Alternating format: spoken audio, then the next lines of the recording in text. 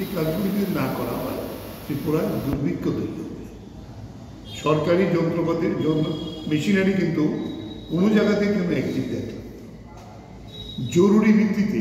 আমরা যেভাবে আজকে বিভিন্ন বাড়ি ঘরে দেখাচ্ছিলাম, কোনো বাড়িতে ল্যাব টেপ খাতাটাতে কিছু নেই, কিচ্ছু নেই, গন্ধ বেরিয়ে গেছে। আমরা ঘরে ঢুকে ঢুকে দেখলাম। এই অবস্থাতে ইমিডিয়েটলি সব জায়গায় স্যানিটেশন, ফিনাইল, ব্লিচিং ব্যাপকভাবে যদি না চালানো হয়, এখানে ডায়রিয়া দেখা দেবে, ওষুধ দেখা দেবে। খাওয়ার জল নেই, খাওয়ার জলের অভাব হয়ে গেছে। এই বিভিন্ন ডিপ টিউবওয়েল থেকে বাজে জল বেরোচ্ছে প্রচণ্ড।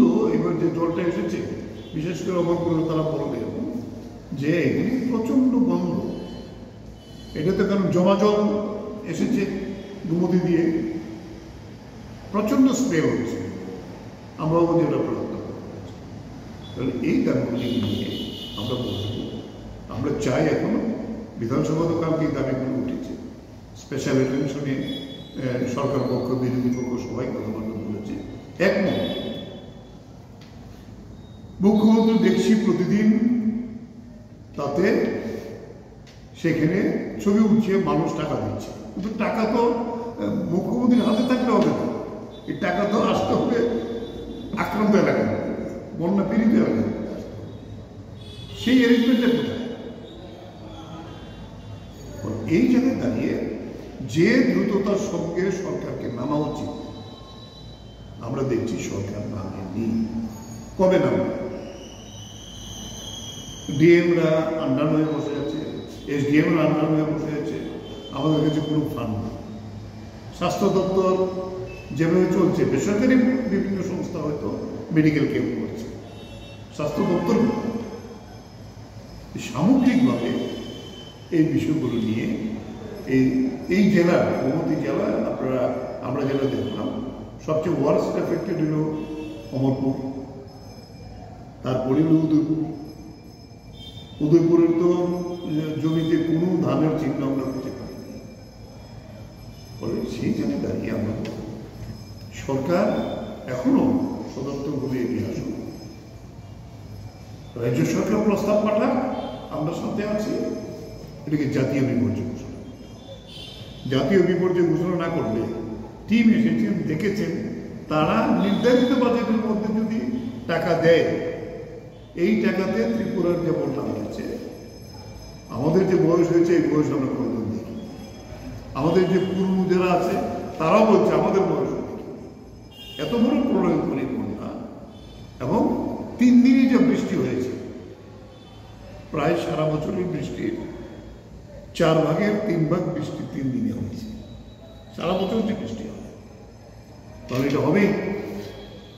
এই জন্য দাঁড়িয়ে আমরা বলবো, আমরা আরও যাব সমস্ত মানুষের কাছে। যদি সরকার এই কাজে থাকে তাহলে উপায় থাকবে না, আমরা মানুষকে নিয়ে কিন্তু না। দুর্ভাগ্যের হলো বলতে হচ্ছে, এই উদয়পুর মহকুমাতে এক জায়গায় গিয়ে আমরা খবর পেতাম ধান কোথাও আমরা তো দেখতে পাবো। মহারানী এলাকাটা বিরাট বড় সবজির এলাকা, দেখা গেল কোনো সবজির মাঠ আছে, এবং আগামী 2 মাস সবজি লাগানো যাবে না, যে পলি পড়েছে এগুলি যদি রিক্লেমেশন না করে।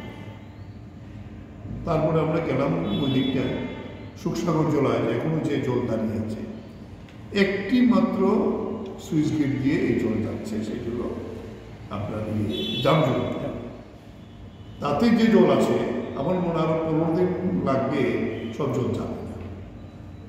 এটা বিরাট বড় অসুবিধা আছে। তারপরে আমরা যেটা দেখলাম পালাটা নদী, আপনাদের উদয়পুরেই ত্রিপুরার এখন সবচেয়ে বেশি আবহাওয়া, সামনে পুজোর সিজন, এবার ত্রিপুরার আর কি পুজো হবে না। সমস্ত পালাটারা এখানে বললো প্রায় 200-250 খানি জমিতে তারা আপ করে, সমস্ত আপ নষ্ট হয়ে গেছে। এইভাবে যেভাবে ক্ষতিগ্রস্ত হয়েছে, একটা বিষয় আমাদের নোটিশে এসেছে এখন পর্যন্ত। এর আগের দিনও আমরা 2 দিন ঘুরেছি, কালকে 2 দিন ঘুরলাম, কোনো জায়গায় কৃষকরা বলছে না যে সরকার থেকে লোক এসে আমাদের তথ্য সংগ্রহ করেছে। এমনকি অনেক জায়গাতে যারা বাধ্য হয়েছে বাড়িঘর চালায়, অনেক জায়গায় তাদের রেশনও বেসরকারি বিভিন্ন প্রতিষ্ঠানগুলো, সাধারণ মানুষ, বিভিন্ন ব্যবসায়ীরা, বিভিন্ন এনজিও, তারা বিভিন্নভাবে সাহায্য করেছে। উদয়পুর বললো এসডিএম কাকেও গিয়েছেন আমাদের নেতৃত্ব, বলছে এখনো টাকা আসে। আমরা কি করব? অ্যাসেসমেন্ট আমরা বলেছিলাম যে চিফ সেক্রেটারিকে যে টাকা শুধু দিয়ে হবে না, ইমিডিয়েটলি কিছু টাকা দিতে হবে তাদের রক্ষা করার জন্য। যদি ধান রক্ষা করতে হয় এখনো সময় আছে, ধানের চারা করে আমরা জ্বালা যেটা বলে আমাদের বাংলায় করে 10-12 দিনের চারা যদি দেওয়া যায় তাহলে অনেক জায়গায় কিছু কিছু জমি হয়তো ভাদ্র মাস পর্যন্ত আমরা লাগাই রোয়া দিই আমরা করা।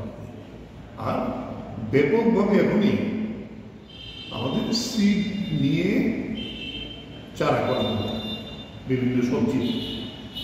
এই চারা ডিস্ট্রিবিউট করলে তারাও সময় পাবে, জমিটা প্রিপেয়ার হয়ে যাতে আগামী সবজির ফসলটা করতে পারে। তারা বলে আমরা সমস্ত বাইরের সবজির উপর নির্ভর করতে হচ্ছে। এখনো রাজ্যের কোনো সবজি নেই বাইরে থেকে আসার কথা। আর আমরা যেটা ডিমান্ড করছি, যা দেখে আসলাম, মানুষের সঙ্গে যা কথা বললাম আজকেও, আগামী 6 মাসের জন্য এই বন্যা পীড়িত এলাকাগুলিতে মানুষকে ফ্রি খাবার দিতে হবে। ধনী গরিব বিচার করা যাবে না, যেখানে কিচ্ছু নেই। আজকে আমরা একটা এলাকায় গেলাম, বাবু বলছে আমরা তো তবু জোগাড় করে খাচ্ছি, গরু খাওয়া নেই, সমস্ত বন পচে গেছে, অন্য কোনো খাবার নেই। আমরা যে নিয়ে যাবো তাকে অন্য জায়গাতে মাঠে চড়াতে, মাঠও নেই।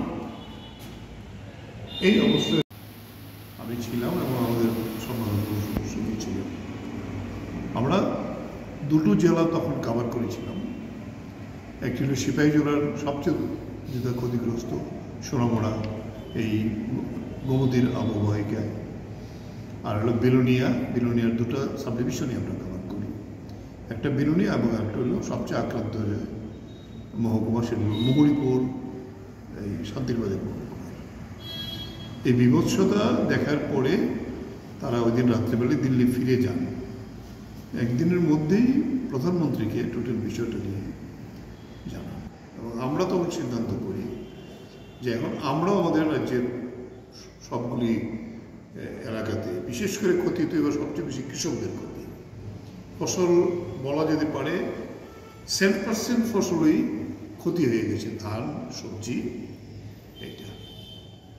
আমরা বাইরে এবং গতকালকে উদয়পুরের বিভিন্ন এলাকা আমরা যাই, ওইদিকে একেবারে উত্তর মহানেক থেকে আরম্ভ করে ওইদিকে পালাটালা পর্যন্ত আমরা বিস্তীর্ণ প্রায় 7-8টি গ্রাম পঞ্চায়েত এলাকা, যেখানে সবচেয়ে ক্ষতিগ্রস্ত এটা আমরা দেখি।